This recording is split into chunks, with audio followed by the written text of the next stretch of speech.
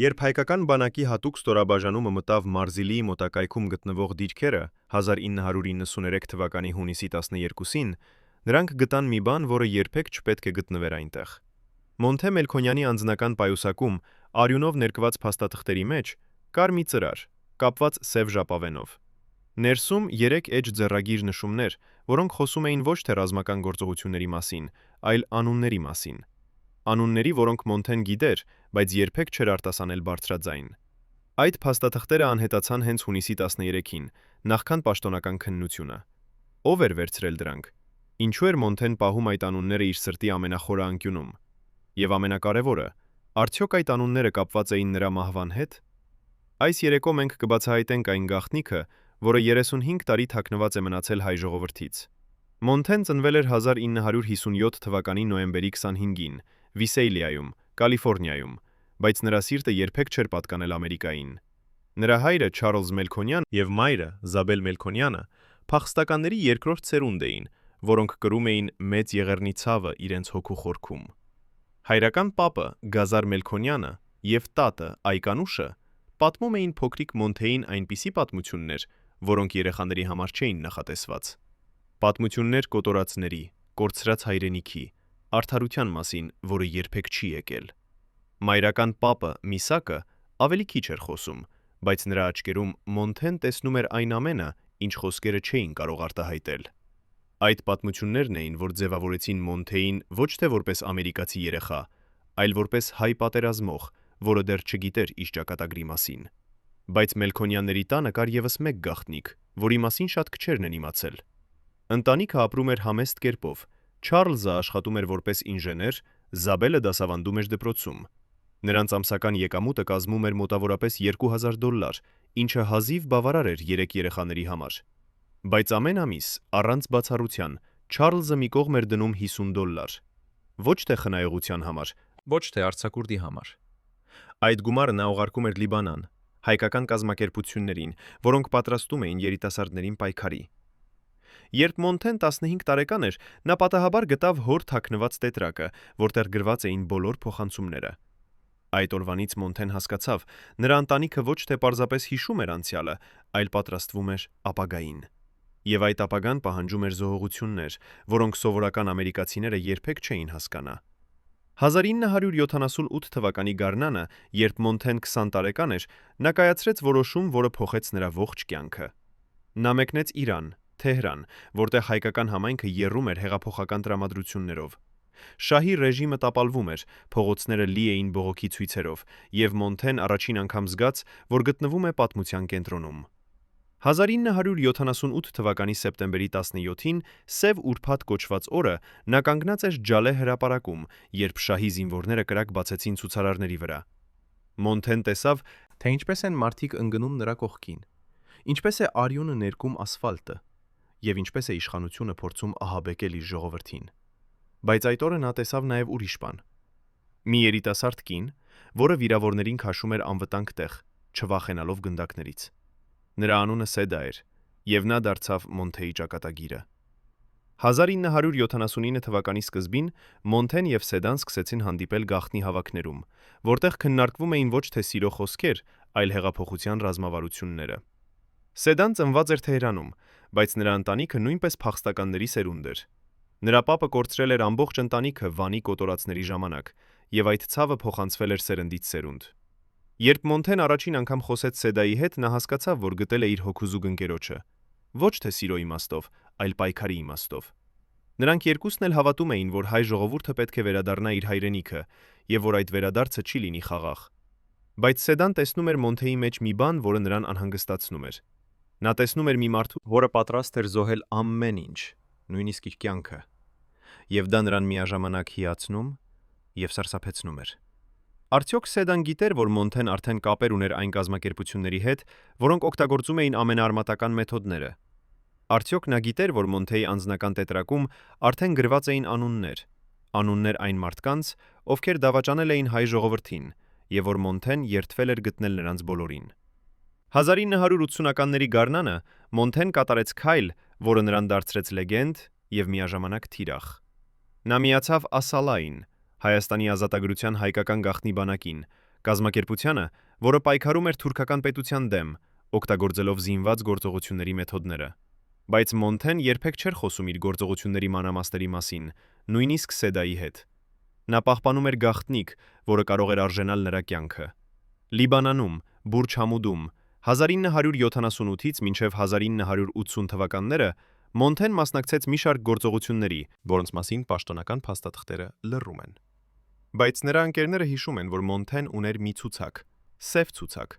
որտեղ գրված էին անուններ։ Ո՞վ էին այդ մարդիկը։ Թշնամիներ, թե ավելի վտանգավոր, դավաճաններ սեփական շարքերից։ 1985 թվականի նոյեմբերին Մոնթեն ձերբակալվեց Փարիզում։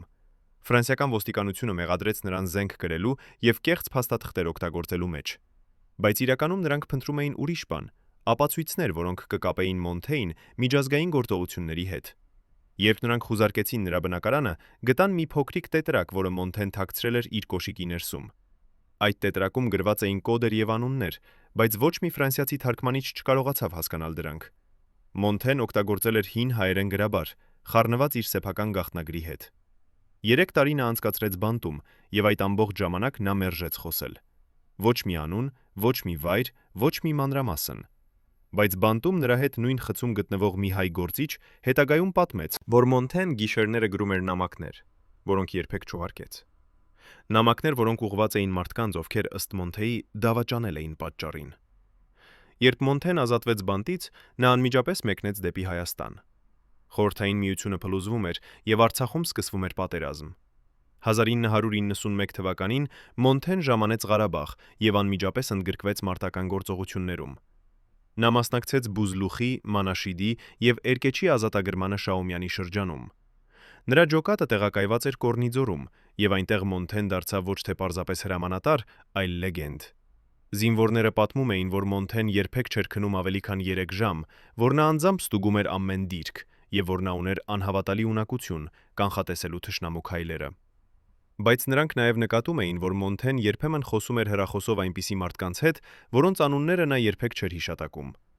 Ո՞վ էին այդ մարդիկը։ Հրամանատարներ, քաղաքական գործիչներ, թե ինչ-որ մեկը, ով ավելի մեծ իշխանություն ուներ։ 1991 թվականի օգոստոսի 3-ին Մոնթեն եւ Սեդան պաշտոնապես ամուսնացան։ Հարսանիքը տեղի ունեցավ Ստեփանակերտում, պարզ եւ համեստ արարողությամբ։ Ներկա էին միայն մոտ ընկերներ եւ մի քանի հրամանատարներ։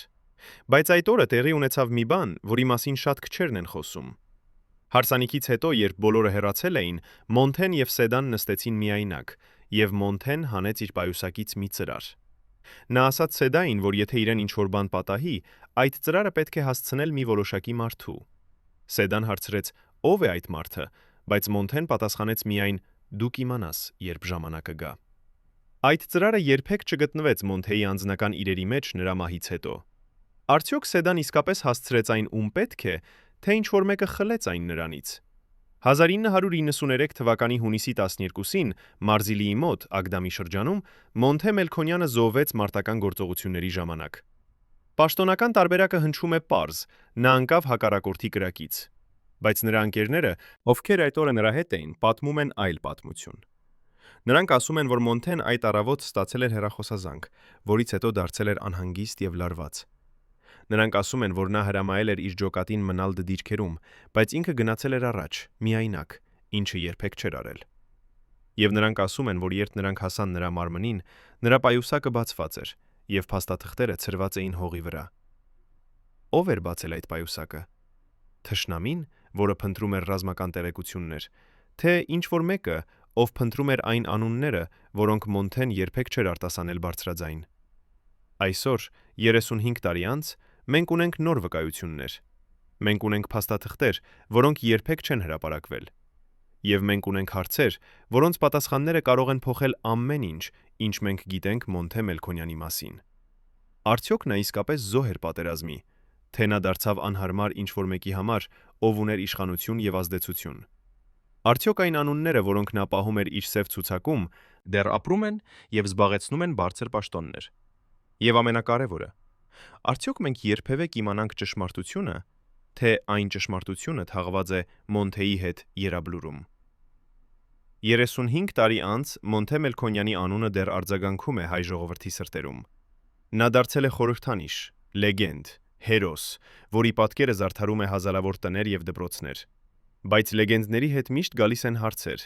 եւ այդ հարցերը երբեմն ավելի կարեւոր են, քան պատասխանները։ Ինչու է Մոնթեի մահը դեռևս շրջապատված այնքան շատ հակասություններով։ Ինչու են նրա վերջին օրերի մասին վկայությունները տարբերվում միմյանցից։ Եվ ինչու են որոշ մարդիկ, ովքեր գիտեն ճշմարտությունը, դեռևս լռում։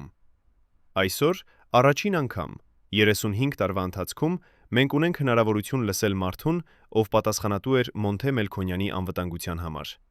Այս մարդը, ով խնդրել է չհրապարակել իր անունը անվտանգության պատճառներով, համաձայնել է խոսել մեր հետ պայմանով, որ մենք չենք ցույց տալու նրա դեմքը։ Նա ծառայել է Մոնթեի անձնական պահակախմբում 1991 թվականից մինչև 1993 թվականը, եւ նա տեսել է այն ամենը, ինչ տեղի է ունեցել այդ վերջին օրերին։ Այն, ինչ նա մեզ պատմեց, կփոխի ամեն ինչ, ինչ դուք կարծում եք, որ գիտեք։ Նա պատմում է, որ Մոնթեն վերջին շաբաթներին դարձել էր խիստ զգույշ եւ կասկածամիտ։ Նա ստուգում էր իր սենյակը ամեն օր, փնտրելով գաղտնի լսարաններ։ Նա փոխում էր իր ճանապարհները, երբ տեղաշարժվում էր դիրքերից դիրք։ Եվ նա սկսել էր խոսել հեռախոսով կոդերով, նույնիսկ իր ամենամոտ ընկերների հետ։ Երբ պահակախմբի անդամը հարցրեց նրան, թե ինչու է այդպես վարվում, Մոնթեն պատասխանեց. «Երբ դու գիտես չափազանց շատ, դու դառնում ես վտանգավոր, ոչ թե թշնամու համար, այլ քո սեփական կողմի համար»։ Ինչ էր նա իմանում, որ մենք չգիտենք։ Ում էր նա վախենում, ադրբեջանցիներից, թե ինչ-որ մեկից ավելի մոտիկից։ Պահակախմբի անդամը հիշում է, որ հունիսի 11-ին, մեկ օր առաջ քան Մոնթեի մահը, տեղի ունեցավ մի դրվագ, որը նրան դեռևս չի թողնում հանգիստ։ Ուշ երեկոյան, երբ բոլորը քնած էին, Մոնթեն նստած էր իր սենյակում եւ գրում էր նամակ։ Պահակախմբի անդամը պատահաբար մտավ ներս եւ տեսավ, որ Մոնթեն արագ թաքցրեց թուղթը։ Բայց նա հասցրեց տեսնել մի քանի բառ՝ դավաճանություն, անուններ, արդարություն։ Մոնթեն նայեց նրան եւ ասաց. «Եթե ինձ ինչ-որ բան պատահի, դու պետք է գտնես Սեդային եւ ասես նրան, որ ծրարը թաքնված է այնտեղ, որտեղ մենք առաջին անգամ համբուրվեցինք»։ Պահակախմբի անդամը չհասկացավ, թե ինչ է նշանակում դա, բայց հաջորդ օրը, երբ Մոնթեն զոհվեց, նա փորձեց գտնել Սեդային։ Բայց Սեդան արդեն տարվել էր Երևան, եւ երբ պահակախմբի անդամը վերջապես հասավ նրան, Սեդան ասաց, որ ծրարը արդեն վերցրել են։ Ո՞վ էր վերցրել այն։ Եվ ինչու էր դա արվել այդքան արագ։ Բայց ամենաշոկային բացահայտումը եկավ, երբ պահակախմբի անդամը պատմեց մեզ հունիսի 12-ի առավոտվա մասին։ Նա ասաց, որ Մոնթեն ստացել էր հեռախոսազանգ մոտավորապես ժամը 7-ին։ Զանգը եկել էր ոչ թե ռազմական ալիքով, այլ անձնական հեռախոսով, որը Մոնթեն օգտագործում էր միայն ամենակարևոր կապերի համար։ Մոնթեն խոսեց մոտ 5 րոպե, եւ նրա դեմքը դարձավ գունատ։ Երբ նա ավարտեց զանգը, նա դարձավ դեպի պահակախումբը եւ ասաց. «Ես պետք է գնամ Մարզիլի։ Միայնակ»։ Պահակախումբի անդամը փորձեց հակառակել, բայց Մոնթեն հրամայեց նրան մնալ դիրքերում։ Դա էր վերջին անգամը, երբ նա տեսավ Մոնթեին կենդանի։ Ո՞վ էր զանգը արել Մոնթեին այդ առավոտ։ Ինչ էր ասվել այդ զրույցում, որ Մոնթեն որոշեց գնալ միայնակ դեպի վտանգ։ Եվ արդյոք այդ հարցերը պետք էր լուծել Մոնթենի համար։ Պի վտանգ։ Եվ արդյոք այդ զանգը եղել է որոգայթ, որպեսզի Մոնթեն հայտնվի անպաշտպան։ Պահակախումբի անդամը նաև պատմեց մեզ մի մանրամասն, որը երբեք չի հրապարակվել պաշտոնական հաշվետվություններում։ Երբ նրանք գտան Մոնթեի մարմինը, նրա աջ ձեռքը սեղմված էր բռունցքի մեջ։ Երբ նրանք բացեցին ձեռքը, ներսում գտան մի փոքրիկ թղթի կտոր, որի վրա գրված էր մի անուն։ Պահակախումբի անդամը չկարողացավ կարդալ այդ անունը, քանի որ արյունը ներկել էր թուղթը, բայց նա հիշում է, որ անունը սկսվում էր Ա տառով։ Այդ թուղթը անմիջապես վերցրեց մի բարձրաստիճան հրամանատար, եւ այն երբեք չհայտնվեց Մոնթեի անձնական իրերի ցանկում։ Ո՞վ էր այդ մարդը, որի անունը Մոնթեն սեղմել էր իր վերջին րոպեներին։ Թշնամի, դավաճան, թե ինչ-որ մեկը, ում նա փորձում էր մեղադրել իր մահվան համար։ Այս վկայությունները բարձրացնում են հարցեր, որոնք պահանջում են պատասխաններ։ Բայց ո՞վ է պատրաստ տալ այդ պատասխանները։ Ո՞վ է պատրաստ բացել հին արխիվները եւ ցույց տալ, թե ինչ իսկապես տեղի ունեցավ հունիսի 12-ին։ Եվ ամենակարևորը, ո՞վ է պատրաստ ընդունել, որ Մոնթե Մելքոնյանի մահը կարող է լինել ոչ թե պատահական, այլ պլանավորված։ Երբ մենք խոսում ենք Մոնթե Մելքոնյանի մասին, մենք հաճախ կենտրոնանում ենք նրա հերոսության, նրա զոհողության, նրա անսասան պայքարի վրա։ Բայց մենք հազվադեպ ենք խոսում այն մասին, թե ինչպիսի գաղտնիքներ էր նա պահում, եւ ինչու էին այդ գաղտնիքները այդքան վտանգավոր։ Մոնթեն ոչ թե պարզապես զինվոր էր, նա էր մարդը, ով տեսել էր եւ իմացել էր չափազանց շատ բան։ Նա ճանապարհորդել էր աշխարհով, հանդիպել էր ամենատարբեր մարդկանց, եւ նա ուներ կապեր, որոնք ձգվում էին ամենաբարձր մակարդակներ։ Բայց այդ կապերը նաև նշանակում էին, որ նա գիտեր այնպիսի բաներ, որոնք որոշ մարդիկ կցանկանային թաքցնել։ Մոնթեի անձնական տետրակները, որոնք նա պահում էր իր ամբողջ կյանքի ընթացքում, երբեք չեն հրապարակվել ամբողջությամբ։ Սեդան, նրա այրին, հրապարակել է որոշ հատվածներ, բայց նա միշտ ասել է, որ կան էջեր, որոնք չեն կարող հրապարակվել անվտանգության պատճառներով։ Ինչ է գրված այդ էջերում։ Անուններ, վայրեր, գործողություններ, որոնք դեռևս չափազանց զգայուն են, թե ինչ-որ բան ավելի խորը, ապացույցներ դավաճանության, կոռուպցիայի, իշխանության չարաշահման մասին։ Մենք խոսեցինք նաև մի պատմաբանի հետ, ով տասնամյակներ ուսումնասիրել է Արցախյան պատերազմի պատմությունը։ Նա մեզ ասաց, որ Մոնթե Մելքոնյանի դերը պատերազմում եղել է շատ ավելի կարևոր, քան պաշտոնապես ճանաչվում է։ Նա ոչ թե պարզապես հրամանատար էր, նա էր ռազեր ռազմավարական մտածողը, ով պլանավորում էր գործողություններ, որոնք փոխում էին պատերազմի ընթացքը։ Բայց նա նաև էր մարդը, ով բարձրաձայնում էր, երբ տեսնում էր անարդարություն, կոռուպցիա կամ անարդյունավետություն։ Եվ դա նրան դարձրեց անհարմար որոշ մարդկանց համար, ովքեր ավելի շատ հետաքրքրված էին իրենց անձնական շահերով, քան ազգային շահերով։ Պատմաբանը մեզ պատմեց մի դրվագի մասին, որը տեղի ունեցավ 1992 թվականի աշնանը։ Մոնթեն մասնակցել էր մի հանդիպման, որտեղ քննարկվում էին զենքի մատակարարումները։ Նա բարձրաձայնել էր, որ որոշ զենքեր, որոնք պետք է հասնեին առաջնագից, անհետացել են ճանապարհին։ Նա պահանջել էր քննություն, բայց նրան ասել են, որ դա ոչ նրա գործն է։ Մոնթեն չէր լռել։ Նա սկսել էր իր սեփական հետաքննությունը, եւ նա գտել էր ապացույցներ, որ զենքերը վաճառվում էին սև շուկայում։ Երբ նա փորձեց հրապարակել այդ ապացույցները, նրան սպառնացին։ Ով էր սպառնացել նրան։ Եվ արդյոք այդ սպառնալիքները կապված էին նրա հետագա մահվան հետ։ Պատմաբանը նաև ասաց, որ Մոնթեն ուներ մի ցուցակ, սև ցուցակ, որտեղ նա գրում էր անունները այն մարդկանց, ովքեր ըստ նրա դավաճանում էին ազգային շահերին։ Այդ ցուցակում կային ոչ թե թշնամիներ, այլ սեփական մարդիկ, հրամանատարներ, քաղաքական գործիչներ, գործարարներ։ Մոնթեն երդվել էր, որ երբ պատերազմը ավարտվի, նա կհրապարակի այդ ցուցակը եւ կպահանջի արդարություն։ Բայց պատերազմը չավարտվեց Մոնթեի կյանքի ընթացքում, եւ այդ ցուցակը երբեք չգտնվեց։ Արդյոք այն դեռ գոյություն ունի ինչ-որտեղ, թաքնված եւ սպասող իր բացահայտման օրվան։ Թե այն ոչնչացվել է նրանց կողմից, ովքեր վախենում էին, որ իրենց անունները կարող են լինել այդ ցուցակում։ Այս հարցերը ոչ թե պարզապես պատմական հետաքրքրություն են, դրանք հարցեր են արդարության, ճշմարտության եւ հաշվետվողականության մասին։ Եթե Մոնթե Մելքոնյանը իսկապես զոհ է դարձել ոչ թե պատերազմի, այլ դավաճանության, ապա մենք պարտավոր ենք իմանալ դա։ Եթե նրա մահը պլանավորված էր, ապա մեղավորները պետք է պատասխան տան։ Եվ եթե այդ մեղավորները դեռ ապրում են եւ զբաղեցնում են իշխանության պաշտոններ, ապա հայ ժողովուրդը պետք է իմանա նրանց անունները։ Բայց ով է պատրաստ կանգնել եւ պահանջել այդ ճշմարտությունը։ Ով է պատրաստ դիմակայել այն ուժերին, որոնք կցանկանային, որ այս գաղտնիքները մնան թաղված։ Եվ ամենակարևորը, արդյոք մենք, որպես ժողովուրդ, պատրաստ ենք ընդունել ճշմարտությունը, նույնիսկ եթե այն ցավոտ է եւ շոկային։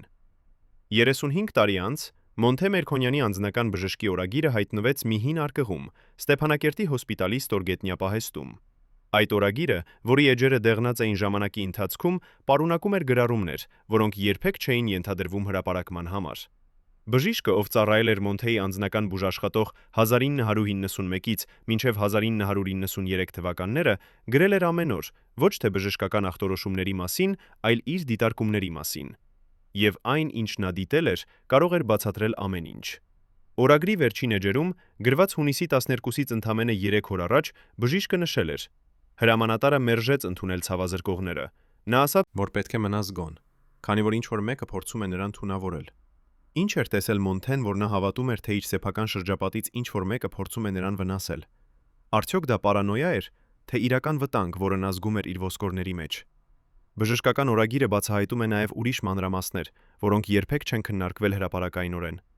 Մոնթեն տառապում էր քրոնիկ անքնությամբ, որը սկսվել էր դեռևս Փարիզի բանտում անցկացրած տարիներից հետո։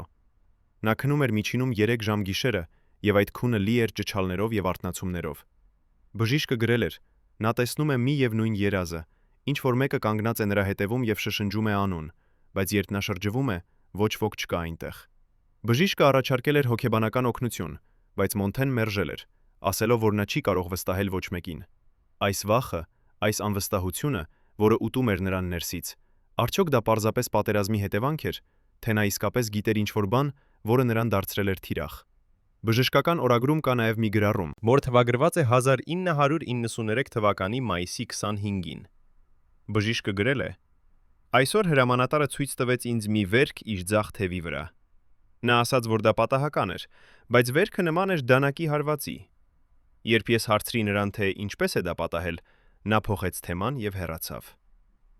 Ո՞վ էր հարձակվել Մոնթեի վրա։ Եվ ինչու նա թաքցրեց այդ դեպքը նույնիսկ իր բժշկից։ Արդյոք դա եղել է նախազգուշացում, թե անհաջող փորձ նրան վերացնելու։ Եվ եթե դա եղել է փորձ, ապա ով էր կանգնած դրա հետևում։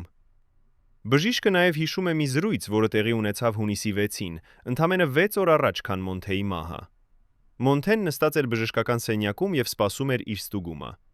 Նա հանկարծ դարձավ դեպի բժիշկը եւ ասաց. «Եթե ինձ ինչ-որ բան պատահի, դու պետք է իմանաս, որ դա չի լինի պատահական։ Ես գիտեմ չափազանց շատ բան, եւ կան մարդիկ, ովքեր կցանկանային, որ ես լռեմ»։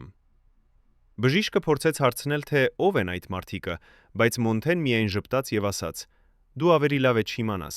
բայց հիշիր, եթե ինձ ինչ-որ բան պատահի, փնտրիր այն մարդ, ով ամենաշատն է շահում իմ լռությունից»։ Ո՞վ էր այդ մարդը։ Ո՞վ էր շահում Մոնթե Մելքոնյանի մահից։ Եվ արդյոք մենք երբևէ կիմանանք նրա անունը։ Բժշկական օրագիրը ավարտվում է հունիսի 12-ի օրվա գրառումով, որը գրված է դողացող ձեռքով։ Բժիշկը գրել է. «Այսօր առավոտյան ես լսեցի, որ հրամանատարը զոհվել է։ Ես չեմ հավատում պաշտոնական տարբերակին։ Ես գիտեմ, որ նա չէր գնա միայնակ դեպի վտանգ, եթե չլիներ ինչ-որ շատ կարևոր պատճառ։ Ես վախենում եմ, որ ճշմարտությունը երբեք չի բացահայտվի, եւ որ նրանք, ովքեր պատասխանատու են, կմնան անպատիժ»։ Այս բժիշկը, ով տեսել էր Մոնթեի վերջին օրերը, ով լսել էր նրա վախերը եւ կասկածները, արդյոք նա ճիշտ էր։ Արդյոք ճշմարտությունը իսկապես թաղված է Մոնթեի հետ, թե դեռ հնարավոր է այն բացահայտել։ Երբ մենք խոսում ենք Մոնթե Մելքոնյանի մասին, մենք հաճախ մոռանում ենք, որ նա ոչ թե միայն զինվոր էր, այլ նաև մտավորական, ով խորապես հետաքրքրված էր պատմությամբ, քաղաքականությամբ եւ իրավունքով։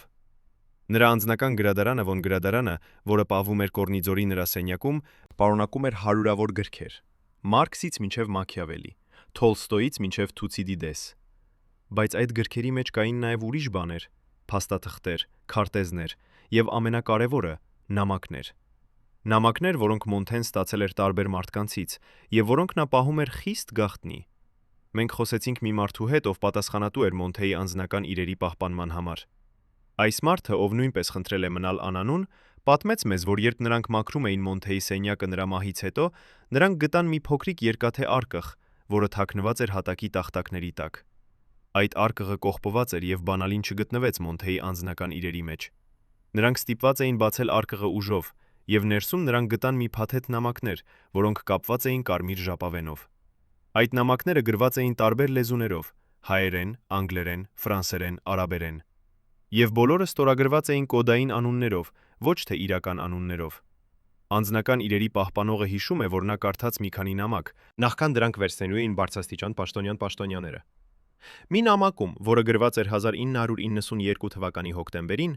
անհայտ մարդը զգուշացնում էր Մոնթեին. «Քո անունը հայտնվել է մի ցուցակում։ Ցուցակում այն մարդկանց, ովքեր դարձել են անհարմար։ Զգույշ եղիր քո ամենամոտ շրջապատից»։ Ուրիշ նամակում, գրված 1993 թվականի ապրիլին, մեկ ուրիշ մարդ գրում էր. «Ես լսել եմ, որ նրանք պլանավորում են քեզ հեռացնել։ Ոչ թե ադրբեջանցիները, այլ քո սեփական մարդիկը։ Նրանք վախենում են, որ դու կբացահայտես նրանց գործարքները»։ Ո՞վ էին այդ մարդիկը, ովքեր գրում էին Մոնթեին։ Ինչպես էին նրանք իմանում այդ տեղեկությունները։ Եվ ինչու Մոնթեն չէր վերցնում լուրջ այդ զգուշացումները։ Անձնական իրերի պահպանողը նաև պատմեց, որ արկղում կար մի փոքրիկ տետրակ, որը լի էր անուններով եւ թվերով։ Այդ անունները չէին ծանոթ նրան, բայց թվերը նման էին բանկային հաշիվների կամ հեռախոսահամարների։ Տետրակի վերջին էջում Մոնթեն գրել էր մի նախադասություն. «Երբ ժամանակը գա, այս անունները պետք է հրապարակվեն։ Հայ ժողովուրդը պետք է իմանա, թե ովքեր են դավաճանել իրենց»։ Բայց այդ տետրակը, ինչպես եւ նամակները, անհետացավ հենց հաջորդ օրը։ Բարձրաստիճան պաշտոնյան, ով վերցրեց դրանք, ասաց, որ դրանք կպահվեն անվտանգ վայրում,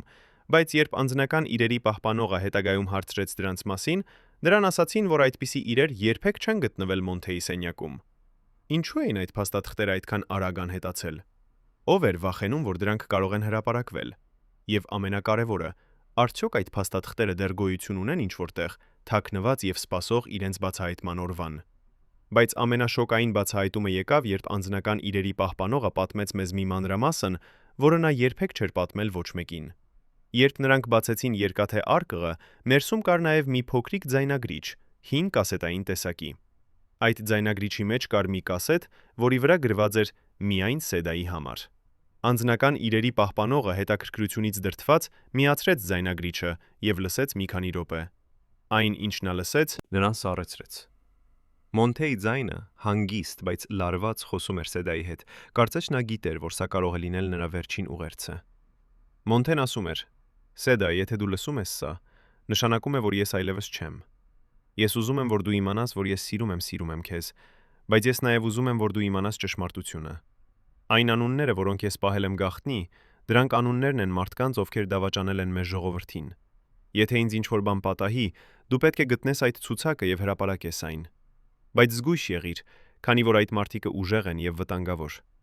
Ձայնագրությունը շարունակվում էր եւս մի քանի րոպե, բայց անձնական իրերի պահպանողը չհասցրեց լսել ավելին, քանի որ բարձրաստիճան պաշտոնյան մտավ սենյակ եւ պահանջեց անմիջապես հանձնել ձայնագրիչը։ Երբ անձնական իրերի պահպանողը փորձեց բացատրել, որ դա Մոնթեի անձնական ուղերձ էր Սեդայի համար, պաշտոնյան ասաց. «Սա այլևս քո գործը չէ։ Այս ձայնագրությունը պետք է մնա գաղտնի անվտանգության պատճառներով»։ Այդ ձայնագրությունը երբեք չհասավ Սեդային։ Երբ անձնական իրերի պահպանողը հետագայում հանդիպեց Սեդային եւ պատմեց նրան այդ մասին, Սեդան լաց եղավ եւ ասաց. «Ես գիտեի, որ Մոնթեն թողել էր ինձ համար ինչ-որ բան, բայց ես երբեք չգտա այն»։ Ինչու էր այդ ձայնագրությունը թաքնված Սեդայից։ Ինչ էր ասում Մոնթեն այդ ձայնագրության մնացած մասում, որը այդքան վտանգավոր էր, որ պետք է մնար գաղտնի։ Եվ ամենակարևորը, արդյոք այդ ձայնագրությունը դեռ գոյություն ունի, թե այն ոչնչացվել է նրանց կողմից, ովքեր վախենում էին Մոնթեի վերջին խոսքերից։ Մոնթե Մելքոնյանի պատմությունը ոչ թե պարզապես հերոսի պատմություն է, այլ խորհրդանիշ այն բանի, թե ինչ է տեղի ունենում, երբ մի մարդ համարձակվում է խոսել ճշմարտությունը իշխանության դեմ։ Նրա կյանքը լի էր հակասություններով, նններով, նա էր ազատամարտիկը, ով պայքարում էր իր ժողովրդի համար, բայց նա նաև էր մարդը, ով տեսնում էր կոռուպցիան եւ դավաճանությունը սեփական շարքերում եւ չէր կարող լռել։ Այդ համարձակությունը, այդ անկոտրում ճշմարտասիրությունը հնարավոր է, որ արժեցավ նրա կյանքը։ Մենք խոսեցինք նաև մի հոգեբանի հետ, ով մասնագիտացած է պատերազմի հետևանքների ուսումնասիրության մեջ։ Նա մեզ ասաց, որ Մոնթե Մելքոնյանի վարքագիծը նրա վերջին ամիսներին ցույց էր տալիս բոլոր նշանները մարդու, ով ապրում է մշտական սթրեսի եւ վտանգի զգացման մեջ։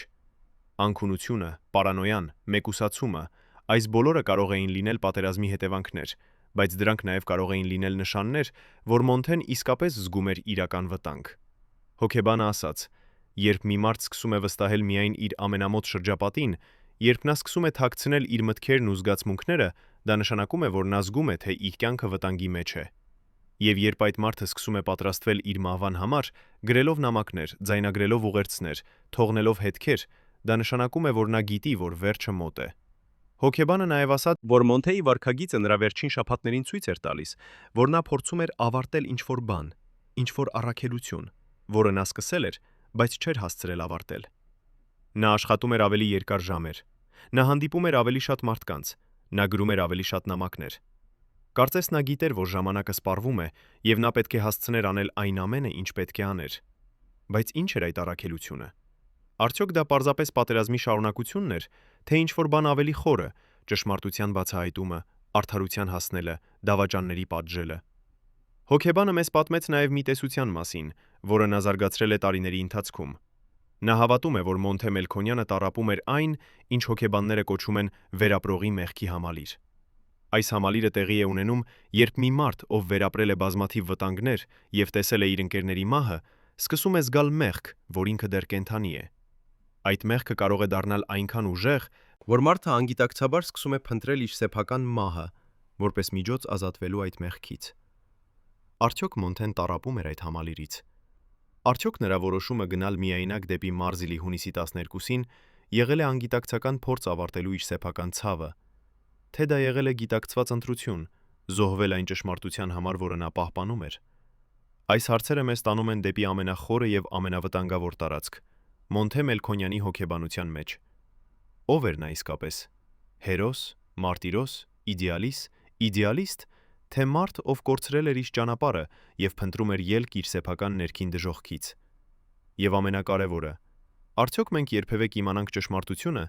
թե այն կմնա թաղված նրա հետ, խառնված Արցախի հողի հետ, որի համար նա տվեց իր կյանքը։ Պատկերացրեք, որ դուք եք այն 12 մարդկանցից մեկը, ովքեր գիտեին ամեն ինչ Մոնթե Մելքոնյանի մասին, ամեն բժշկական գաղտնիք, ամեն փախուստի պլան, ամեն թաքնված թունել Ստեփանակերտի տակ։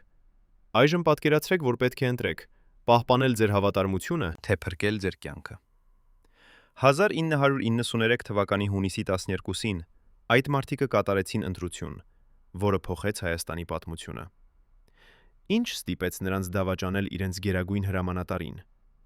Արդյոք դա եղավ վախ,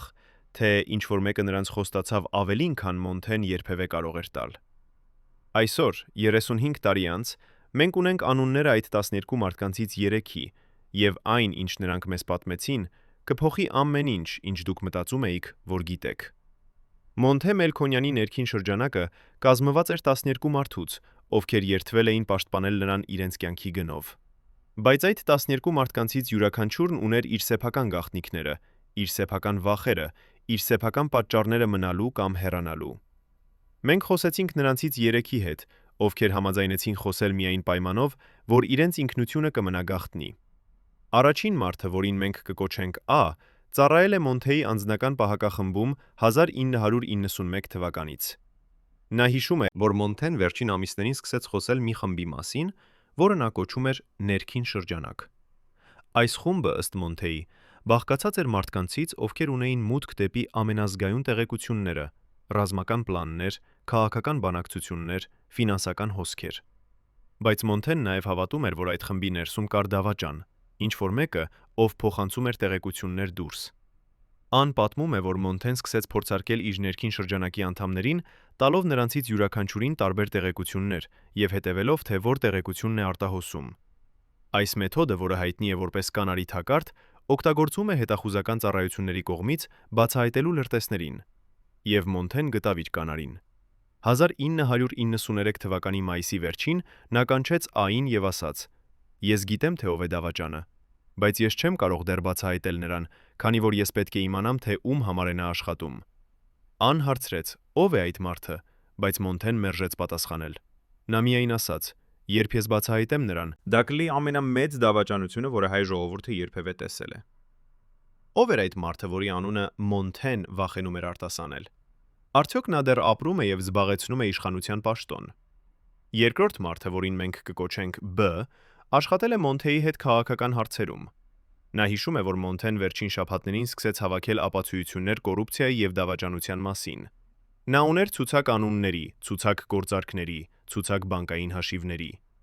B-ն ասում է, որ Մոնթեն պլանավորում էր հրապարակել այդ ապացույցությունները, հենց որ պատերազմը ավարտվեր։ Նա ուզում էր, որ հայ ժողովուրդը իմանար, թե ովքեր են շահագործել պատերազմը իրենց անձնական հարստացման համար։ Բայց B-ն նաև հիշում է, որ Մոնթեն ստացավ սպառնալիք։ Մի անանուն նամակ, որը թողնվեց նրա սենյակի դռան տակ, զգուշացնում էր. «Եթե դու շարունակես փորել, դու կգտնես քո սեփական գերեզմանը»։ Մոնթեն ծիծաղեց, երբ կարդաց այդ նամակը եւ ասաց B-ին. «Նրանք կարծում են, որ կարող են վախեցնել ինձ, բայց ես արդեն տեսել եմ մահը աչքերի մեջ եւ ես չեմ վախենում»։ B-ն պատմում է նաև մի դրվագի մասին, որը տեղի ունեցավ հունիսի սկզբին։ Մոնթեն հանդիպեց մի բարձրաստիճան պաշտոնյայի հետ, ում անունը B-ն չցանկացավ բացահայտել։ Այդ հանդիպման ժամանակ Մոնթեն ներկայացրեց ապացույցություններ, որ այդ պաշտոնյան ներգրավված էր ապօրինի զենքի վաճառքի մեջ։ Պաշտոնյան ժխտեց մեղադրանքները, բայց Մոնթեն ասաց. «Ես ունեմ փաստաթղթերը, ես ունեմ վկաներին եւ ես ունեմ ձայնագրությունները։ Եթե դու չդադարեցնես քո գործունեությունը, ես կհրապարակեմ ամեն ինչ»։ Պաշտոնյան դուրս եկավ հանդիպումից բարկացած եւ սպառնալիքներ անելով։ B-ն հիշում է, որ Մոնթեն այդ օրը ասաց նրան. «Ես հենց նոր ստորագրեցի իմ մահվան դատավճիռը, բայց ես չէի կարող այլ կերպ վարվել։ Ճշմարտությունը ավելի կարևոր է, քան իմ կյանքը»։ Արդյոք այդ պաշտոնյան կազմակերպեց Մոնթեի մահը։ Արդյոք նա դեռ զբաղեցնում է իշխանության պաշտոն եւ վայելում է անպատժելիություն։ Երրորդ մարդը, որին մենք կկոչենք G, եղել է Մոնթեի անձնական օգնականը։ Նա պատասխանատու էր Մոնթեի օրվա կազմակերպման, նրա հանդիպումների պլանավորման, նրա նամակների եւ փաստաթղթերի կառավարման համար։ G-ն հիշում է, որ Մոնթեն վերջին շաբաթներին դարձավ խիստ գաղտնապահ։ Նա սկսեց գրել նամակներ, որոնք նա անձամբ կնքում էր եւ թաքցնում էր։ Նա սկսեց հանդիպել մարդկանց գաղտնի վայրերում, առանց իմացնելու Գ-ին։ Եվ նա սկսեց խոսել հեռախոսով կոդերով, որոնք Գ-ն չէր հասկանում։ Գ-ն ասում է, որ Մոնթեն պատրաստվում էր ինչ-որ բանի, բայց նա երբեք չբացատրեց, թե ինչի։ Գ-ն նաև հիշում է վերջին զրույցը, որը նա ունեցավ Մոնթեի հետ հունիսի 11-ին, մեկ օր առաջ, քան նրա մահը։ Մոնթեն նստած էր իր սենյակում եւ նայում էր հին լուսանկարների վրա, լուսանկարներ իր ընտանիքից, Սեդայից, իր ընկերներից, ովքեր զոհվել էին պատերազմում։ Նա դարձավ դեպի Գին եւ ասաց. «Գիտես ինչն է ամենավատը պատերազմում։ Ոչ թե մահը, ոչ թե ցավը, այլ դավաճանությունը։ Երբ դու զոհում ես ամեն ինչ քո ժողովրդի համար եւ հետո իմանում ես, որ քո սեփական մարդիկը քեզ դավաճանել են, դա ավելի վատ է, քան ցանկացած գնդակ»։ Գն հարցրեց. ով է դավաճանել նրան, բայց Մոնթեն միայն ժպտաց եւ ասաց. «Շուտով բոլորը կիմանան»։ Բայց շուտով երբեք չեկավ, քանի որ հաջորդ օրը Մոնթեն զոհվեց։ Այս 3 մարդիկ A, B եւ G բոլորն են համաձայն են մի բանի վրա։ Մոնթե Մելքոնյանը գիտեր, որ նրա կյանքը վտանգի մեջ էր, բայց նա ընտրեց շարունակել իր առաքելությունը։ Նա ընտրեց ճշմարտությունը իր անվտանգության նկատմամբ։ Եվ այդ ընտրությունը, հնարավոր է, արժեցավ նրա կյանքը։ Բայց հարցը մնում է, ով էր այն մարդը կամ մարդիկը, ովքեր որոշեցին, որ Մոնթե Մելքոնյանը պետք է լռեցվի։ Արդյոք դա եղավ ադրբեջանական հատուկ ծառայությունները, որոնք գտան միջոց հասնելու նրան։ Թե դա եղավ ինչ-որ մեկը ավելի մոտիկից, ինչ-որ մեկը, ով ուներ մուտք դեպի Մոնթեի ամենազգայուն տեղեկությունները եւ կարող էր պլանավորել նրա վերացումը։ Արդյոք մենք երբևէ կիմանանք ճշմարտությունը։ Թե այն կմնա թաղված այն 12 մարդկանց լռության տակ, ովքեր գիտեին ամեն ինչ, բայց ընտրեցին չխոսել։ Պատկերացրեք, որ Ստեփանակերտի տակ գոյություն ունեն թունելներ եւ բունկերներ, որոնք նույնիսկ պաշտոնական ճարտարապետները չգիտեն այսօր։ Ո՞վ է կառուցել դրանք։ Գաղտնի։ Ուր էին տանում այդ թունելները։ Եվ ինչու էր Սեդա Մելքոնյանը անձամբ ստուգում այդ փախուստի ուղիները ամեն գիշեր վերջին շաբաթներին։ Անձնական պահակախումբը պահպանել է այդ գաղտնիքները ավելի քան 3 տասնամյակ, բայց այսօր նրանք խոսում են առաջին անգամ։ Այն, ինչ նրանք մեզ պատմեցին, բացահայտում է մի ամբողջ ընդերքային աշխարհ, որը գոյություն ուներ Արցախյան պատերազմի ժամանակ, աշխարհ գաղտնի հանդիպումների, թաքնված զենքերի եւ փախուստի պլանների, որոնք երբեք չօգտագործվեցին։ Մենք խոսեցինք մի ճարտարապետի հետ, ով մասնակցել է Ստեփանակերտի պաշտպանական կառույցների կառուցմանը 1990-ականների սկզբին։ Նա մեզ պատմեց, որ Մոնթե Մելքոնյանը անձամբ պատվիրել էր մի շարք գաղտնի կառույցների կառուցումը, թունելներ, որոնք կապում էին հիմնական շենքերը, բունկերներ, որոնք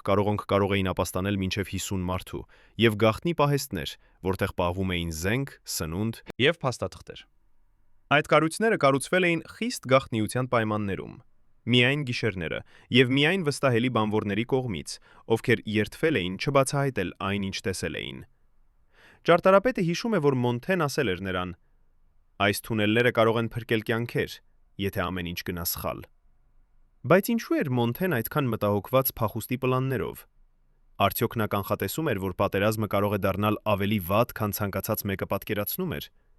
Թե նա վախենում էր ոչ թե արտաքին թշնամուց, այլ ներքին դավաճանությունից։ Ճարտարապետը մեզ ասաց, որ Մոնթեն մի անգամ նրան ցույց տվեց մի քարտեզ, որի վրա նշված էին բոլոր գաղտնի թունելները եւ բունկերները։ Այդ քարտեզի վրա կային նաեւ նշումներ. միայն Սեդայի համար, միայն արտակարգ իրավիճակում, ոչնչացնել, եթե թշնամին մոտենում է։ Այդ քարտեզը երբեք չգտնվեց Մոնթեի անձնական իրերի մեջ նրա մահից հետո։ Ով էր վերցրել այն։ Եվ ինչու էր այն այդքան կարևոր, որ պետք է անհետացներ։ Ճարտարապետը նաև պատմեց մեզ մի մանրամասն, որը նա երբեք չէր պատմել ոչ մեկին։ Մոնթեն պատվիրել էր կառուցել մի հատուկ բունկեր, որը տեղակայված էր Ստեփանակերտի ամենախորը կետում։ Այդ բունկերը ուներ միայն մեկ մուտք, որը թաքնված էր մի հին շենքի ստորգետնյայում։ Ներսում կային 2 սենյակներ, մեկը պահեստի համար, մյուսը բնակելի տարածքի համար։ Բայց ամենահետաքրքիրը այն էր, որ այդ բունկերի պատերի մեջ Մոնթեն անձամբ թաքցրել էր մի փոքրիկ երկաթե արկղ։ Ճարտարապետը տեսավ, թե ինչպես Մոնթեն դնում էր այդ արկղը պատի մեջ եւ ծածկում էր այն աղյուսներով եւ շաղախով։ Երբ ճարտարապետը հարցրեց, թե ինչ կա այդ արկղի մեջ, Մոնթեն պատասխանեց. ճշմարտությունը։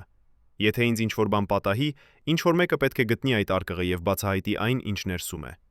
Ճարտարապետը հարցրեց. ով է այդ ինչ-որ մեկը, բայց Մոնթեն միայն ասաց. ժամանակը կցույց տա։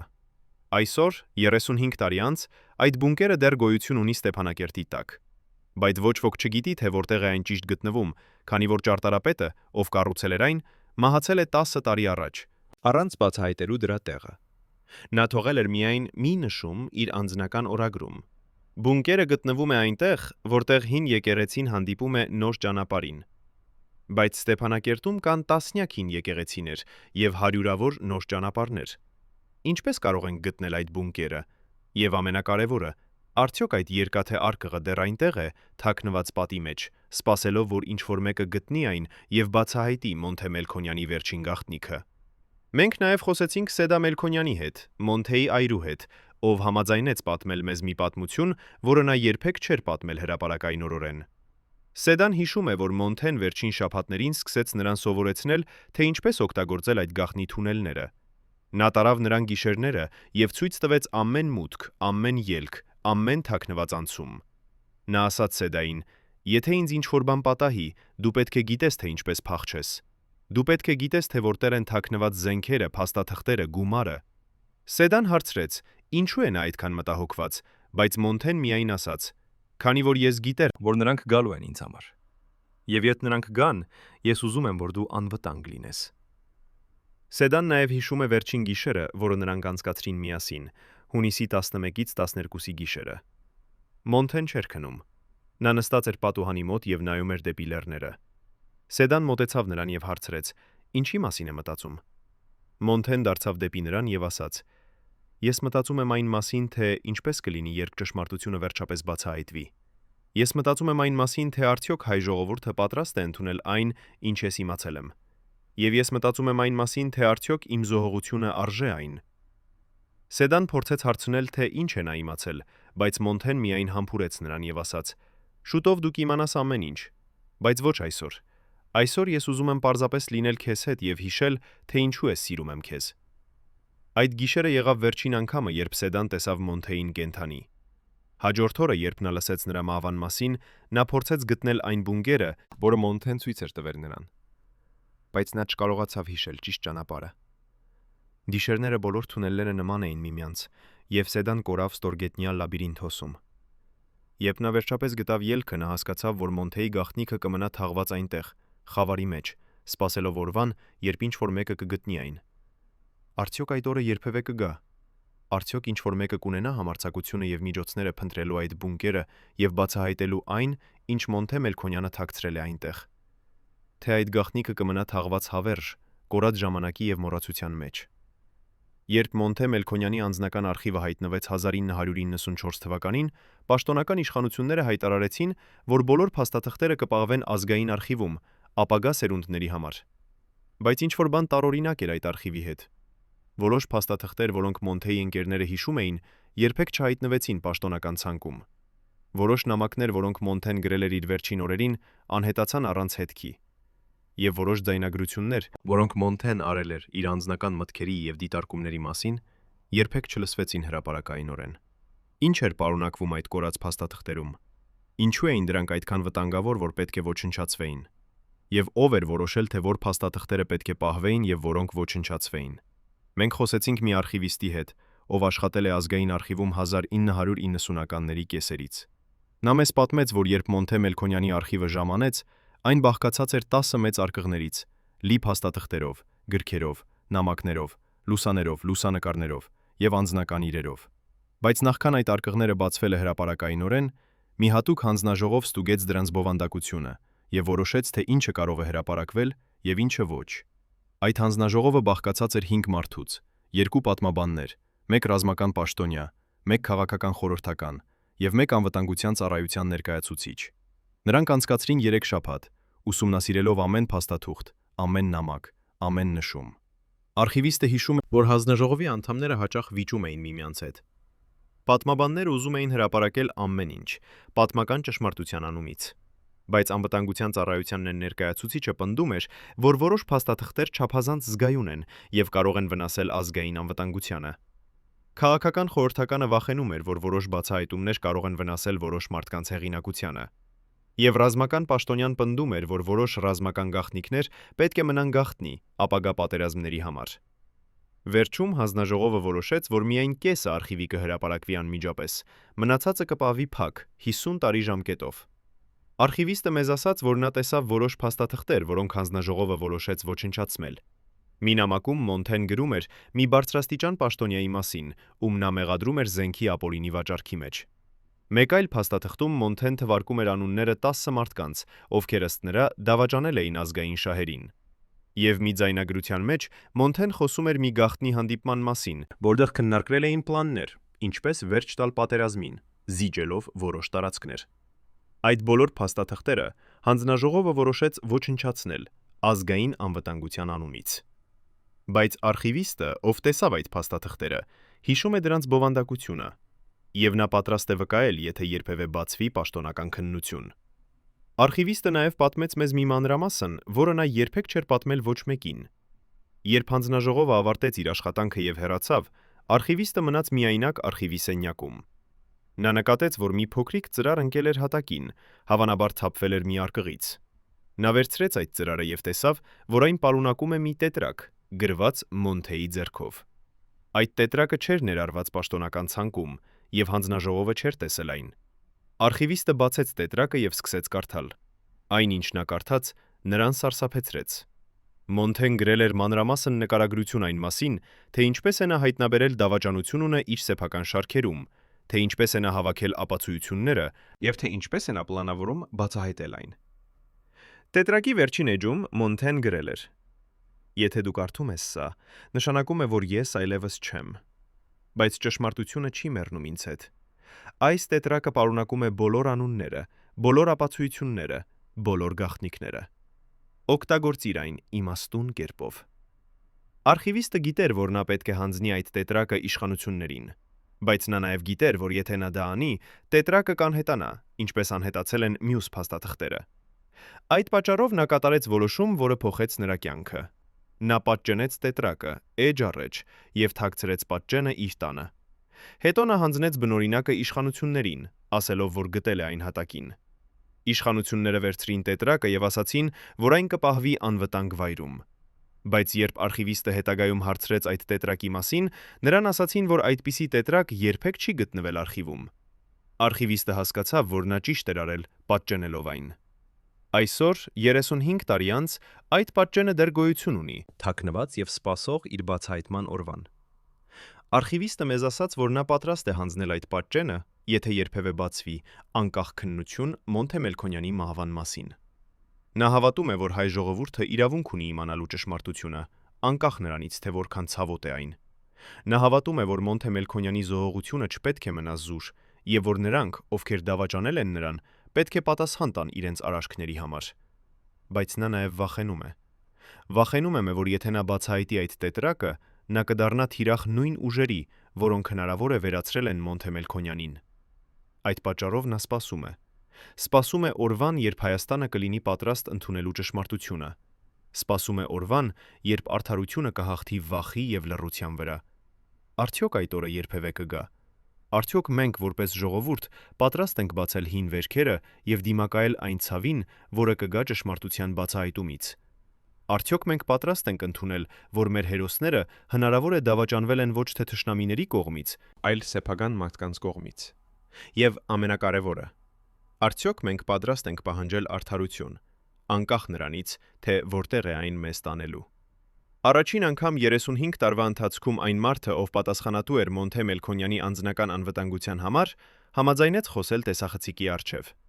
Այս մարդը, ով խնդրել է չհրապարակել իր անունը անվտանգության պատճառներով, ծառայել է Մոնթեի անձնական պահակախմբում 1991 թվականից մինչև 1993 թվականը, եւ նա տեսել է այն ամենը, ինչ տեղի է ունեցել այդ վերջին օրերին։ Այն, ինչ նա մեզ պատմեց, կփոխի ամեն ինչ, ինչ դուք կարծում էիք, որ գիտեք Մոնթե Մելքոնյանի մահվան մասին։ Նա պատմում է, որ հունիսի 12-ի առավոտյան ժամը 7-ին Մոնթեն ստացավ հեռախոսազանգ, ոչ թե ռազմական ալիքով, այլ անձնական հեռախոսով, որը նա օգտագործում էր միայն ամենակարևոր կապերի համար։ Երբ Մոնթեն պատասխանեց, նրա դեմքը դարձավ գունատ, եւ նա լսում էր լռությամբ մոտ 5 րոպե։ Ով էր զանգահարել Մոնթեին այդ առավոտ։ Ինչ էր ասվել այդ զրույցում, որ Մոնթեն որոշեց գնալ միայնակ դեպի Մարզիլի, խախտելով իր սեփական անվտանգության բոլոր կանոնները։ Եվ ամենակարևորը, արդյոք այդ զանգը եղել է որոքայթ, որպիսի Մոնթեն հայտնվի անպաշտպան այն վայրում, որտեղ նրա ճակատագիրը սպասում էր նրան։ Պահակախմբի հրամանատարը հիշում է, որ երբ Մոնթեն ավարտեց զանգը, նա կանչեց իր ամենամոտ 3 հրամանատարներին եւ ասաց նրանց. «Ես պետք է գնամ Մարզիլի, միայնակ, սա անձնական գործ է»։ 3 հրամանատարները փորձեցին հակառակել, բայց Մոնթեն հրամայեց նրանց մնալ դիրքերում եւ շարունակել պաշտպանությունը։ Նա ասաց. «Եթե ես չվերադառնամ մինչև երեկո, դուք գիտեք թե ինչ անել։ Ամեն ինչ գրված է այն տետրակում, որը ես թողել եմ Սեդայի մոտ»։ Բայց երբ հետագայում հրամանատարները փորձեցին գտնել այդ տետրակը, Սեդան ասաց, որ Մոնթեն երբեք չէր տվել նրան որևէ տետրակ։ Ո՞վ էր խլել այդ տետրակը Մոնթեից նախքան նա հեռանալը դեպի Մարզիլի։ Թե Մոնթեն երբեք չէր ունեցել այդպիսի տետրակ եւ դա եղել է նրա վերջին փորձը շփոթեցնելու դավաճաններին։ Պահակախմբի հրամանատարը նաև պատմում է, որ երբ նրանք գտան Մոնթեի մարմինը Մարզիլիի մոտ, նրա աջ ձեռքը սեղմված էր բռունցքի մեջ։ Երբ նրանք բացեցին ձեռքը, ներսում գտան մի փոքրիկ թղթի կտոր, որի վրա գրված էր մի անուն։ Պահակախմբի հրամանատարը չկարողացավ կարդալ այդ անունը, քանի որ արյունը ներկել էր թուղթը, բայց նա հիշում է, որ անունը սկսվում էր «Ա» տառով եւ ավարտվում էր «Յան» վերջածանցով։ Այդ թուղթը անմիջապես վերցրեց մի բարձրաստիճան հրամանատար, ով ասաց, որ այն կպահվի որպես ապացույց։ Բայց այդ թուղթը երբեք չհայտնվեց Մոնթեի անձնական իրերի պաշտոնական ցանկում։ Ո՞վ էր այդ մարդը, որի անունը Մոնթեն սեղմել էր իր վերջին րոպեներին։ Թշնամի, դավաճան, թե ինչ-որ մեկը, ում նա փորձում էր մեղադրել իր մահվան համար։ Եվ ինչու էր այդ անունը այդքան վտանգավոր, որ պետք է անհետանար առանց հետքի։ Պահակախմբի հրամանատարը մեզ պատմեց նաև մի մանրամասն, որը նա երբեք չէր պատմել ոչ մեկին, քանի որ վախենում էր հետևանքներից։ Երբ նրանք տեղափոխում էին Մոնթեի մարմինը, նա նկատեց, որ Մոնթեի պայուսակը բացված էր, Եվ փաստաթղթերը ցրված էին հողի վրա։ Նա սկսեց հավաքել այդ փաստաթղթերը եւ նկատեց, որ դրանցից մեկը տարբերվում էր մյուսներից։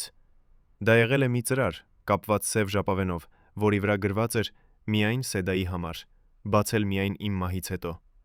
Պահակախմբի հրամանատարը վերցրեց այդ ծրարը եւ դրեց իր գրպանը, մտադրությամբ հանձնել այն Սեդային։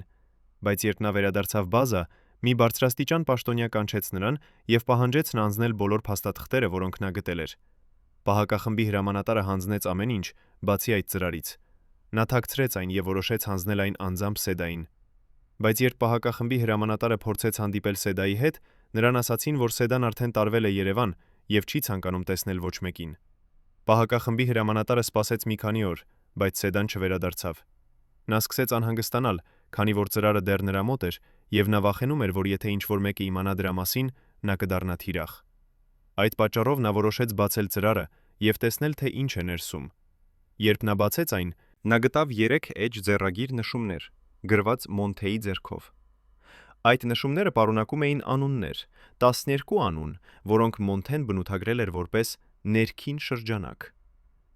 Յուրաքանչյուր անվան կողքին Մոնթեն գրել էր մի նախադասություն, նկարագրելով, թե ինչու է նա կասկածում այդ մարդուն։ Եվ վերջին էջում Մոնթեն գրել էր. «Սեդա, եթե դու կարդում ես սա, նշանակում է, որ ես այլևս չեմ։ Այս 12 մարդկանցից մեկը դավաճանել է ինձ։ Ես չգիտեմ, թե ով է նա, բայց ես գիտեմ, որ նա գոյություն ունի։ Փնտրիր նրան, գտիր նրան եւ համոզվիր, որ նա պատասխան տա իր արարքների համար»։ Պահակախմբի հրամանատարը կարդաց այդ անունները եւ սարսափեց։ Այդ անունները պատկանում էին մարդկանց, ովքեր դեռ ապրում էին եւ զբաղեցնում էին բարձր պաշտոններ Հայաստանում եւ Արցախում։ Նա հասկացավ, որ եթե նա հրապարակի այդ ցուցակը, նա կդառնա թիրախ ուժեղ եւ վտանգավոր մարդկանց։ Այդ պատճառով նա որոշեց թաքցնել այդ ծրարը եւ սպասել ճիշտ ժամանակին։ Նա սպասեց 10 տարի, 20 տարի, 30 տարի, բայց ճիշտ ժամանակը երբեք չեկավ։ Այսօր 35 տարի անց նա վերջապես պատրաստ է խոսել։ Նա վերջապես պատրաստ է հանձնել այդ ծրարը եւ թույլ տալ, որ ճշմարտությունը բացահայտվի։ Բայց նա նաև վախենում է։ Վախենում է ոչ թե իր սեփական անվտանգության համար, այլ իր ընտանիքի համար։ Վախենում է, որ եթե նա խոսի, նրա երեխաները եւ թոռները կդառնան թիրախ։ Այդ պատճառով նա խնդրեց մեզ չհրապարակել իր անունը, բայց նա պատրաստ է վկայել, եթե երբևէ բացվի անկախ քննություն։ Արդյոք այդ քննությունը երբևէ կբացվի։ Արդյոք հայ ժողովուրդը պատրաստ է պահանջել ճշմարտությունը, անկախ նրանից, թե որտեղ է այն մեզ տանելու։ Եվ ամենակարևորը, արդյոք այն 12 մարդիկը, որոնց անունները գրված են Մոնթեի վերջին նշումներում, դեռ ապրում են իրենց հանգիստ կյանքով։ թե նրանք ամեն գիշեր արթնանում են սարսափից, վախենալով, որ մի օր ճշմարտությունը կբացահայտվի եւ նրանք կպատասխանեն իրենց արարքների համար։ Գիտեք, թե ինչ է տեղի ունենում, երբ մի մարդ, ով վստահում էր իր ամենամոտ ընկերներին, հանկարծ հասկանում է, որ նրանցից մեկը նրան դավաճանել է։ Այդ դավաճանությունը ավելի ցավոտ է, քան ցանկացած ֆիզիկական վերք։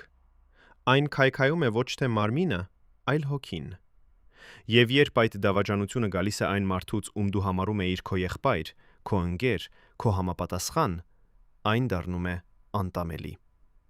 Մոնթե Մելքոնյանը ապրեց այդ դավաճանությունը իր վերջին շաբաթներին։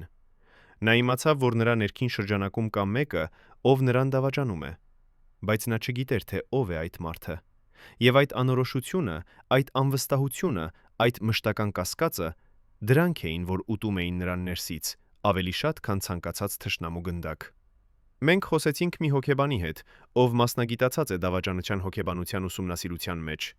Նա մեզ բացատրեց, որ երբ մի մարդ հայտնաբերում է դավաճանություն իր ամենամոտ շրջապատում, նա անցնում է մի քանի փուլերով։ Առաջին փուլը ժխտումն է։ Սա չի կարող լինել ճիշտ, ես սխալվում եմ։ Երկրորդ փուլը բարկությունն է։ Ինչպես համարձակվեց նա դա անել ինձ։ Երրորդ փուլը պարանոյան է։ Եթե նա դավաճանեց ինձ, ապա ով ևս կարող է դավաճանել։ Եվ վերջին փուլը որոշումն է։ Ես պետք է անեմ ինչ-որ բան։ Ես պետք է բացահայտեմ դավաճանին եւ համոզվեմ, որ նա պատասխան տա։ Հոգեբանը հավատում է, որ Մոնթե Մելքոնյանը անցավ այդ բոլոր փուլերով իր վերջին շաբաթներին։ Նա սկսեց ժխտելով, հետո դարձավ բարկացած, հետո դարձավ պարանոիկ եւ վերջապես կայացրեց որոշում գործել։ Բայց այդ որոշումը արժեցավ նրա կյանքը։ Հոգեբանը բացատրում է. երբ մի մարդ որոշում է բացահայտել դավաճանին իր ներքին շրջանակում, նա դառնում է խիստ վտանգավոր այդ դավաճանի համար։ Դավաճանը գիտի, որ եթե նա բացահայտվի, նա կկորցնի ամեն ինչ՝ իր պաշտոնը, իր հեղինակությունը, իր ազատությունը։ Այդ պատճառով դավաճանը պատրաստ է անել ամեն ինչ, նույնիսկ սպանել, որպեսզի պաշտպանի իր գաղտնիքը։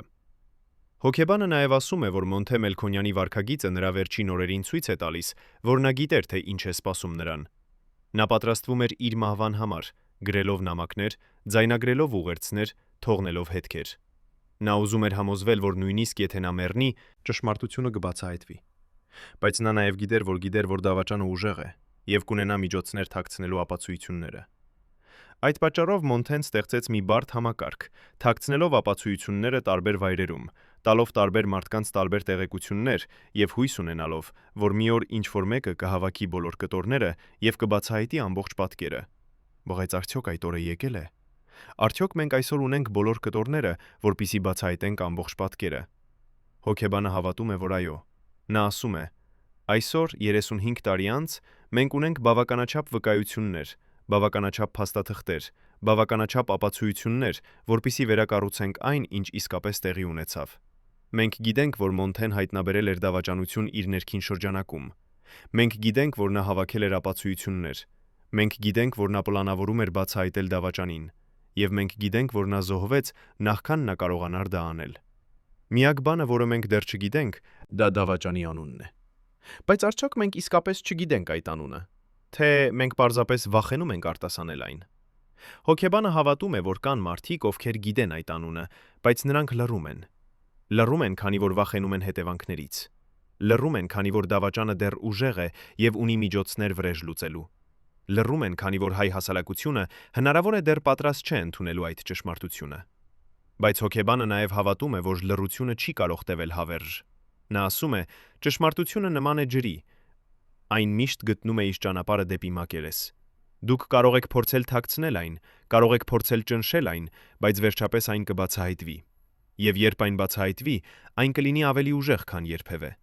Արդյոք մենք պատրաստ ենք այդ բացահայտման համար։ Արդյոք մենք պատրաստ ենք լսելու այն անունը, որը Մոնթե Մելքոնյանը սեղմել էր իր վերջին րոպեներին։ Արդյոք մենք պատրաստ ենք դիմակայելու այն ցավին, որը կգա այդ բացահայտումից։ Եվ ամենակարևորը, արդյոք մենք պատրաստ ենք պահանջել արդարություն, անկախ նրանից, թե որքան ուժեղ է դավաճանը եւ որքան բարձր է նրա պաշտոնը։ Պատկերացրեք, որ գոյություն ունի մի ցուցակ, սև ցուցակ, որտեղ գրված են 15 անուն։ Այդ անունները պատկանում են գեներալների եւ մոտիկ մարդկանց, ովքեր պետք է վերացվեին տոների հետո։ Այս թղթի կտորը բացատրում է ամեն ինչ։ Երբ գեներալները տեսան այդ ցուցակը, նրանք հասկացան՝ կամ նա, կամ մենք։ Արդյոք նրանց դավաճանությունը եղավ հերոսություն, թե պարզապես հուսահատ պայքար գոյատևելու համար։ Այսօր 35 տարի անց մենք ունենք մուտք դեպի այն փաստաթղթերը, որոնք Մոնթե Մելքոնյանը թողել է իր հետևից։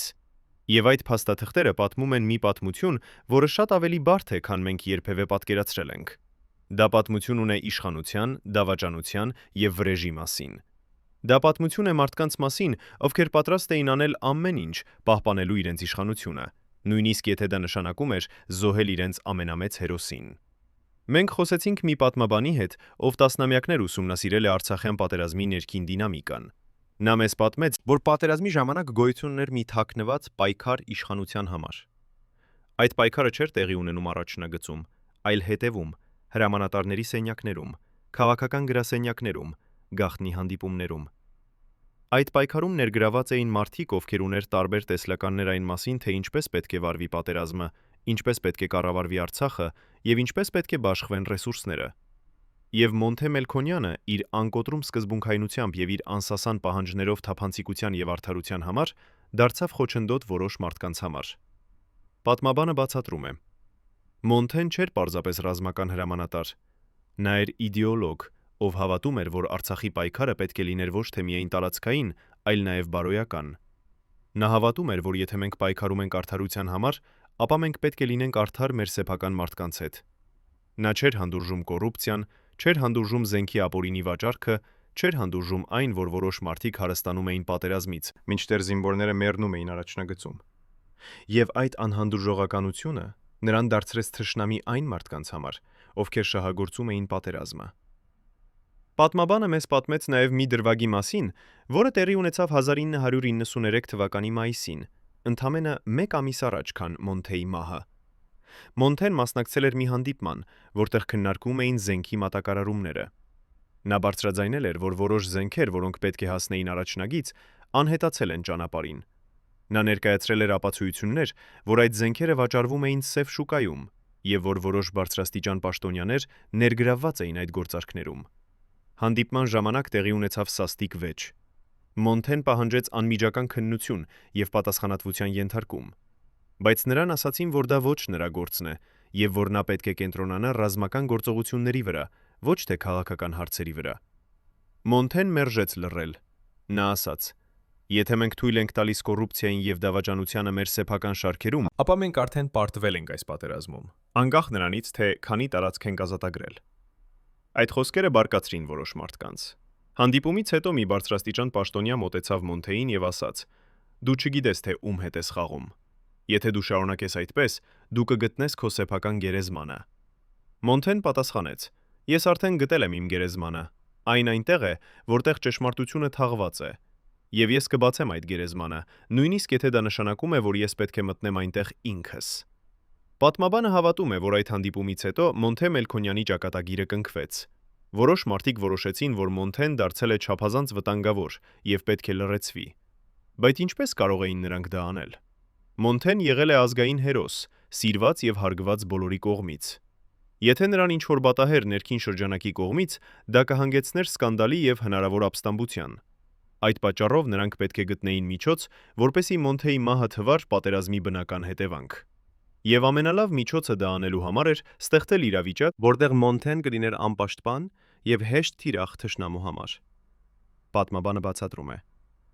Հունիսի 12-ի առավոտյան Մոնթեն ստացավ հեռախոսազանգ։ Մենք չգիտենք, թե ով էր զանգահարել նրան, բայց մենք կարող ենք ենթադրել, որ այդ զանգը եղել է որոքայիթ։ Հնարավոր է, որ զանգողը ասել է Մոնթեին, որ նա ունի կարևոր տեղեկություններ դավաճանի մասին եւ որ նա պատրաստ է հանդիպել նրա հետ Մարզիլիի մոտ։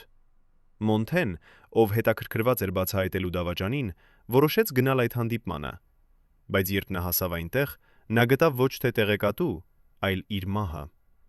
Պատմաբանը նաև հավատում է, որ Մոնթեի մահը չէր պատահական։ Նա ասում է. «Եթե դուք ուսումնասիրեք այդ օրվա դեպքերը, դուք կտեսնեք շատ տարօրինակ բաներ։ Ինչու էր Մոնթեն գնացել միայնակ, երբ նա երբեք չէր անում դա։ Ինչու էր նա գնացել հենց այն վայրը, որտեղ ադրբեջանական դիրքերը ամենամոտն էին։ Ինչու էր նրա պայուսակը բացված եւ ինչու էին փաստաթղթերը ցրված հողի վրա։ Եվ ամենակարևորը, ինչու էր այդ փաստաթղթերից շատերը անհետացել նախքան պաշտոնական քննությունը»։ Այս հարցերը ըստ պատմաբանի ցույց են տալիս, որ Մոնթե Մելքոնյանի մահը եղել է ոչ թե պատահական, այլ պլանավորված։ Եվ այդ պլանը իրականացրել են ոչ թե թշնամիները, այլ սեփական մարդիկը։ Բայց ով էր այդ մարդը կամ մարդիկը, ովքեր պլանավորեցին Մոնթեի մահը։ Պատմաբանը հավատում է, որ մենք արդեն գիտենք պատասխանը։ Նա ասում է. եթե դուք կարդաք Մոնթեի վերջին նշումները, եթե դուք լսեք վկաների պատմությունները, եթե դուք ուսումնասիրեք այն փաստաթղթերը, որոնք դեռ գոյություն ունեն, դուք կտեսնեք մի նախշ։ Դուք կտեսնեք անուններ, որոնք կրկնվում են։ Դուք կտեսնեք կապեր, որոնք ակնհայտ են։ Եվ դուք կհասկանաք, թե ով էր այն մարդը, ով ամենաշատն է շահում Մոնթե Մելքոնյանի լռությունից։ Արդյոք մենք պատրաստ ենք տեսնելու այդ նախշը։ Արդյոք մենք պատրաստ ենք ընդունելու, որ Մոնթե Մելքոնյանը զոհ է դարձել ոչ թե պատերազմի, այլ իշխանության պայքարի։ Արդյոք մենք պատրաստ ենք պահանջել, որ այն մարդիկը, ովքեր պատասխանատու են նրա մահվան համար, վերջապես պատասխան տան իրենց արարքների համար։ Եվ ամենակարևորը, արդյոք մենք պատրաստ ենք համոզվելու, որ այդպիսի դավաճանություն երբեք չկրկնվի, եւ որ մեր ապագա հերոսները չդառնան զոհ նույն ուժերի, որոնք զոհեցին Մոնթե Մելքոնյանին։ 35 տարի անց Մոնթե Մելքոնյանի անունը դեռ արձագանքում է հայ ժողովրդի սրտերում։ Նրա դիմանկարը զարդարում է հազարավոր տներ, դպրոցներ, հրապարակներ։ Երեխաները սովորում են նրա մասին որպես հերոս, որպես ազատամարտիկ, որպես մարդ, ով տվեց իր կյանքը հայրենիքի համար։ Բայց քիչերն են իմանում այն ամենը, ինչ Մոնթեն իսկապես էր։ Ոչ թե միայն զինվոր, այլ նաև մտավորական, ով տեսնում էր ավելի խորը, քան մյուսները։ Նա տեսնում էր ոչ թե միայն թշնամուն դրսում, այլ նաև թշնամուն ներսում, կոռուպցիան, դավաճանությունը, իշխանության չարաշահումը։ Եվ նա համարձակվեց խոսել այդ մասին, նույնիսկ երբ գիտեր, որ դա կարող է արժանալ նրա կյանքը։ Նրա մահից հետո Արցախի պատերազմը շարունակվեց ևս տարիներ։ Տարածքներ ազատագրվեցին, զոհեր տրվեցին, հաղթանակներ տոնվեցին, բայց այն հարցերը, որոնք Մոնթեն բարձրացրել էր, հարցերը արդարության, թափանցիկության, հաշվետվողականության մասին։ Այդ հարցերը մնացին անպատասխան։ Որոշ մարդիկ, ովքեր Մոնթեն մեղադրել էր կոռուպցիայի մեջ, շարունակեցին զբաղեցնել բարձր պաշտոններ։ Որոշ գործարքներ, որոնց մասին Մոնթեն զգուշացրել էր, շարունակվեցին գաղտնի, եւ որոշ ճշմարտություններ, որոնք Մոնթեն փորձել էր բացահայտել, մնացին թաղված նրա հետ։ Սեդա Մելքոնյանը, Մոնթեի այրին, Շարունթեի ապրին շարունակեց ապրել եւ պահպանել նրա հիշատակը։ Նա հրապարակեց նրա օրագրերի մի մասը, կազմակերպեց հուշահամերգներ, խոսեց դպրոցներում եւ համալսարաններում։ Բայց նա երբեք չխոսեց այն մասին, ինչ Մոնթեն ասել էր նրան իրենց վերջին գիշերը։ Նա երբեք չբացահայտեց այն ծրարը, որը Մոնթեն խոստացել էր թողնել նրա համար։ Եվ նա երբեք չպատասխանեց այն հարցերին, որոնք լրագրողները տվեցին նրան, արդյոք Մոնթեն իսկապես հավատում էր, որ նրան դավաճանել են սեփական մարդիկը։ Սեդան միշտ պատասխանում էր. Մոնթեն մեռավ որպես հերոս։ Դա միակ բանն է, որ կարևոր է։ Բայց արդյոք դա իսկապես միակ բանն է, որ կարևոր է։ Թե մենք պարտավոր ենք իմանալ ամբողջ ճշմարտությունը, ոչ թե միայն այն մասը, որը հարմար է մեզ համար։ Մոնթե Մելքոնյանի պատմությունը ոչ թե պարզապես հերոսության պատմություն է, դա նաև պատմություն է դավաճանության, իշխանության եւ այն գնի մասին, որը մարդիկ պատրաստ են վճարել, պահպանելու իրենց գաղտնիքները։ Եվ եթե մենք ուզում ենք պատվել Մոնթեի հիշատակը, մենք պետք է պատվենք նաև նրա ճշմարտասիրությունը, պահանջելով պատասխաններ այն հարցերի վրա, որոնք նա բարձրացրել էր։ Այսօր 35 տարի անց մենք կանգնած ենք մի խաչմերուկում։ Մենք կարող ենք ընտրել շարունակել ապրել լեգենդի հետ, Մոնթե Մելքոնյանը որպես անթերի հերոս, ով զոհվեց պատերազմում։ Կամ մենք կարող ենք ընտրել փնտրել ճշմարտությունը, բացահայտել այն, ինչ իսկապես տեղի ունեցավ հունիսի 12-ին 1993 թվականին։ Առաջին ընտրությունը ավելի հեշտ է, երկրորդ ընտրությունը ավելի ցավոտ է։